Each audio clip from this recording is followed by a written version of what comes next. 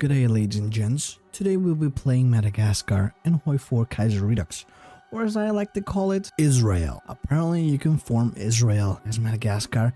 It seems outlandish, incredibly stupid, so obviously I have to play it. We also have a, I was gonna say sizable navy. It's not that big, but you know what, for a tiny country like ours, this will do just fine. Reinhard Heydrich's various projects have painted a thin veneer of paradise over the festering reality that is life in Madagascar. Within the larger cities, all seems perfect with new roads, beautiful architecture, and clean, smiling Germans waving as you go by. Take a few steps outside the cities, and the real Madagascar is revealed. A toxic, industrial hellscape, ever expanding into the surrounding jungles. Massive dockyards and ports cover the coasts, eating away at the once pristine beaches. Still one of the Fatherland's best posts. Okay, we'll see about that. Yes, I would like Middle Africa to collapse this game, because that's what we kind of need to have happen. Heydrich needs to leave. We want to make a glorious Jewish state. The Beast Driver, Heydrich, or the Beast as he is affectionately known as by the natives, is an imposing and nearly alien-looking man. I mean, yeah, motherfucker looks like a borzoi dog, the little lapdog of a Russian Tsar or something like that. Despite his menacing appearance, he is nearly always accompanied by one of the most unassuming members of the German colonial mission here in Madagascar, Emil Maurice. Arriving here on our shores with one of the Jewish refugee boats, Heydrich was quick to label Maurice as one of the asylum seekers, which wasn't totally incorrect given his mixed German-Jewish ancestry. However, Maurice was neither a practicing Jew himself, nor did he come here fleeing persecution back home. Instead, Maurice came to Madagascar simply because he had heard of the beauties and oddities of our wondrous island and wanted to feast his eyes upon our splendor himself. In fact, he still has yet to bring to Heydrich's attention. Though he may have come here to lounge on our beaches and continue his hobby of watchmaking, living out the rest of his days relaxing in the sun, Maurice was in for a surprise. Meeting Heydrich on the first day arriving at the docks, the Beast took an instant liking to this little unassuming man and they became fast friends. After becoming Heydrich's personal chauffeur, two have grown quite close in the following years, and Maurice has reluctantly proven himself to be one of the only competent Germans in Madagascar. Such a happy fellow, huh? Spell French bureaucrats. The perfidious French still plague this island, and their yes-men still obstruct Heydrich at every turn. With his hatred towards the remnant of old French bureaucracy who used to run Madagascar before the Weltkrieg, only growing since his arrival, the recent letter from Raymond Aron has only sent the Beast into a blind rage, cursing the frogs and rats that stand outside the colonial capital protesting his recent actions. Heydrich has begun to lose all reason as the protesters grew louder and louder, and Heydrich grew angrier. A sudden moment of clarity washed over him. He had an idea. To solve his frog problem, he would simply remove them from the equation. Lovely. This definitely won't blow up in his face at all. And so we have a focus called a navy with a colony. Interesting. We're gonna be turning Madagascar into a glorified naval fleet dock. Ground navy, boat navy, air navy. Okay, now let's start with building up our ground navy. Such a silly little concept. We have some guns. Maybe, yeah, we can build more.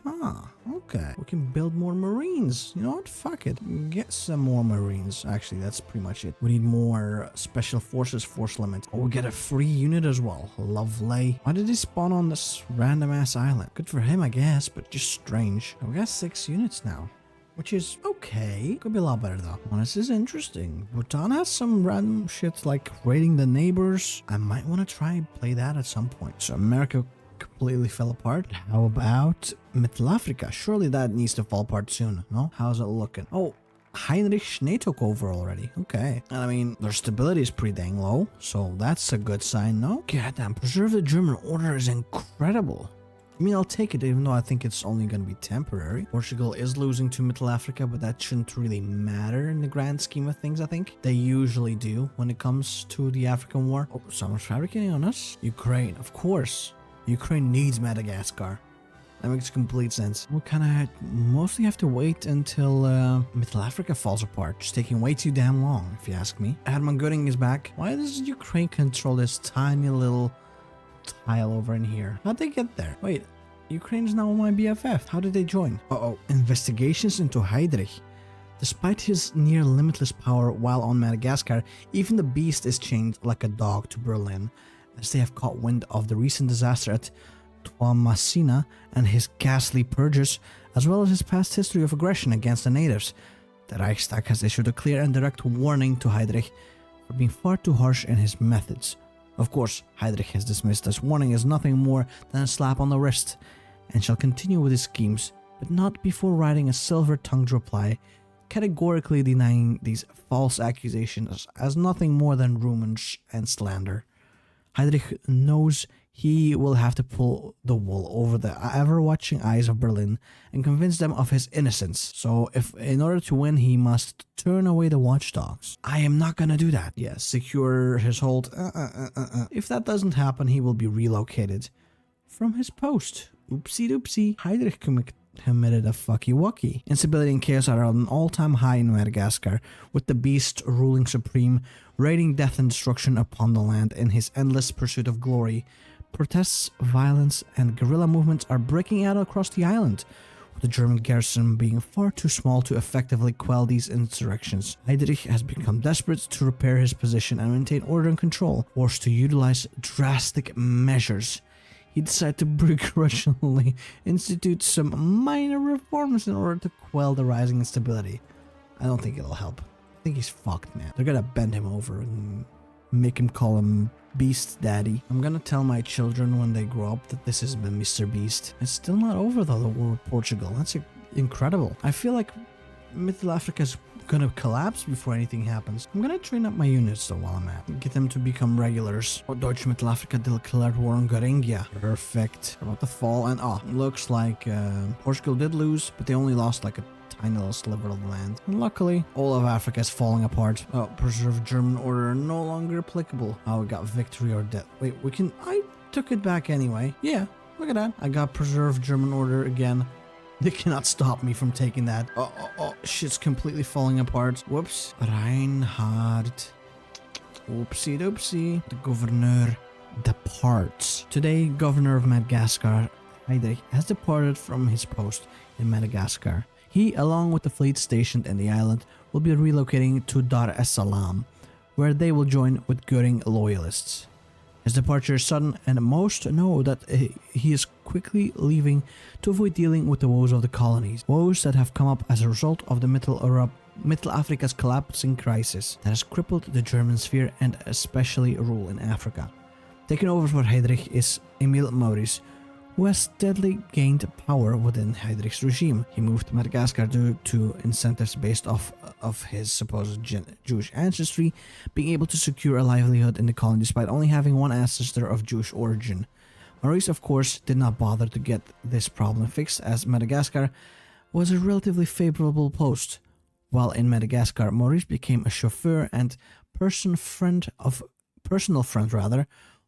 Reinhard Heydrich, and slowly arose through Heydrich's inner circle until he was poised to take over if Heydrich was gone. However, he never wanted to take over Madagascar. Ruling the colony was the last thing he wanted, and he wonders if he can keep control of Madagascar. Spoiler alert, no, he cannot. I'm gonna do nothing and keep calm and carry on so that I can get the event of the government failing. Actually, I think I want neither of these, right? So I might have to reload and actually go for Aaron. Do you want to see Madagascar?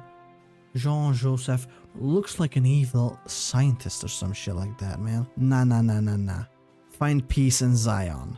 We'll go with that. It's like the whole point of this goddamn campaign. Let's appoint Aaron as the head of state. There we go. And unite the settlers. Ever since Jews began emigrating to Madagascar, the settlers have been disunited, with no central unity between the Jews of this island. It is time to unite the settlers. Israel.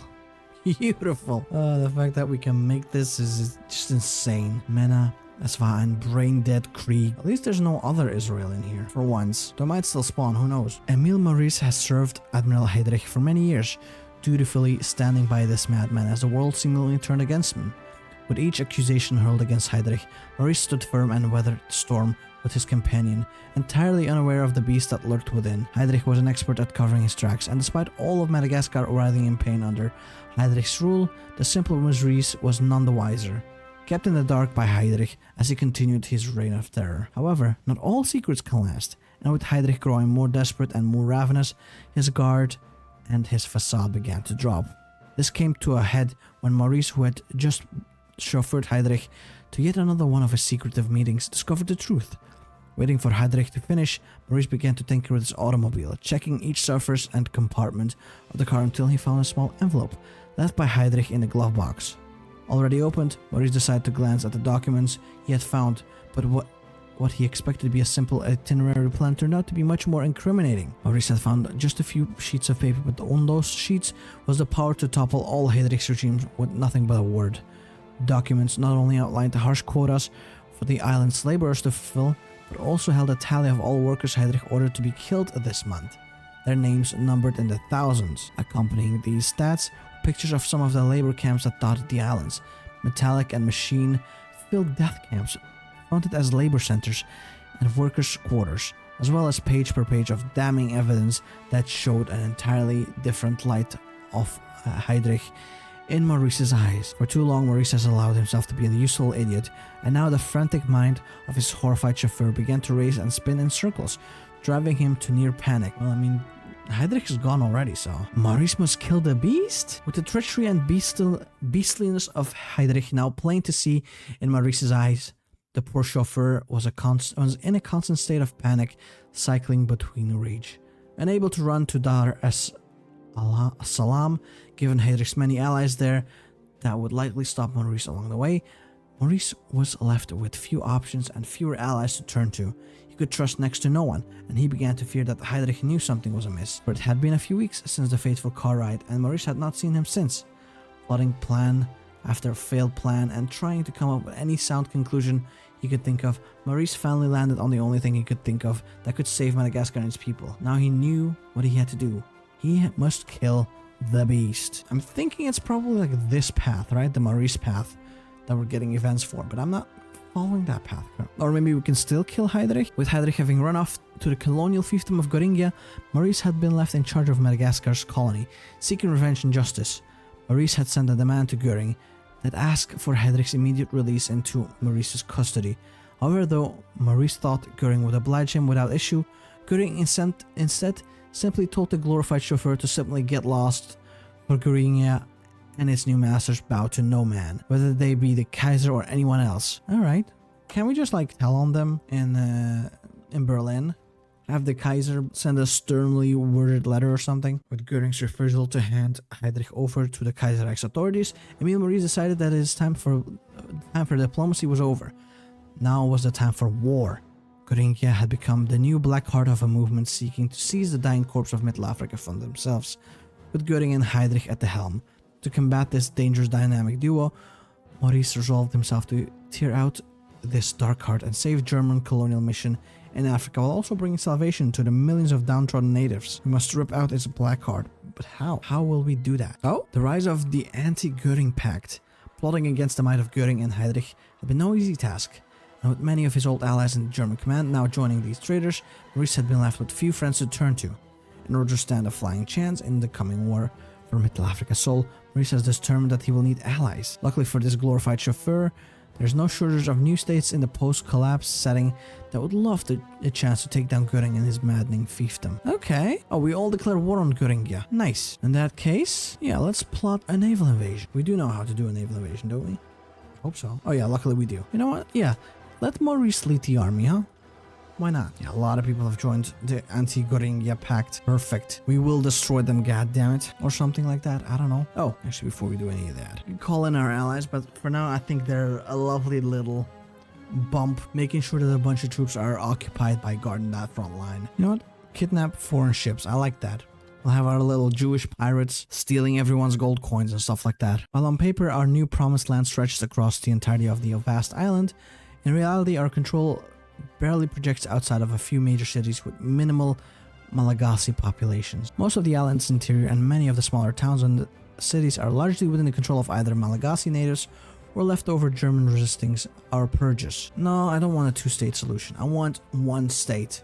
I am Israel after all, you know? I am not gonna coexist with any motherfucker on the planet. This shit's mine. Also can't really invade until after we're done with making the connection. No, let's try a preemptive attack. See how that goes, huh? Oh no, not at all how I want it to go. One more month? Jesus Christ, man. We need more factories, but there's nowhere we can get them from. I gotta sell some equipment, I think. There we go. Sell them off, please, to someone. I'm hoping someone will buy it because we need the industrial capacity. Let's train up these boys again.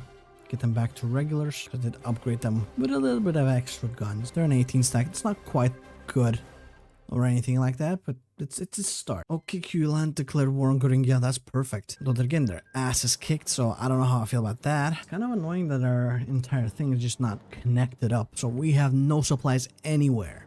The further away we get from our capital, the worse it gets. We're almost there. There's 2 to 3 more weeks. At least Goringia is getting distracted, so that's good. There we go. It's connected. We need trains. Let's steal that off of the civilians. I mean, we've exploited them enough as it is, so might as well continue doing that. There we go. I think it's time for us to attempt once more a naval invasion. This time, hopefully, a bit more successfully. Oh. I think this might just be successful. It actually straight up is. Look at that. We landed, and we are about to take Dar es Salaam as well. Or Zanzibar, rather. Oh, Tanganyika now joined. Perfect. Let's try and get to Dodoma, huh? That's it for Goringia. We will get our goddamn revenge. Yeah, push him out, please. Oh, wait. And while this is all happening, there's also a world war, huh? Good for them. It doesn't matter to us, though. There we go. How much further? They're about to fall, man. They're so close to falling apart. Keep going. Can we even try to encircle this one, dude? No, we can't.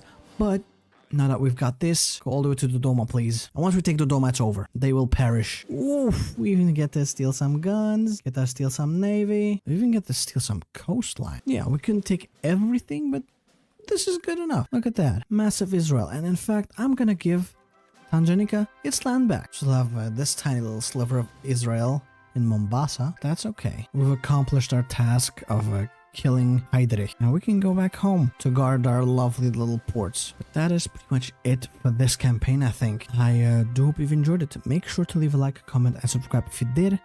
Hopefully I'll see you next time, and hopefully you have a nice day. Bye-bye.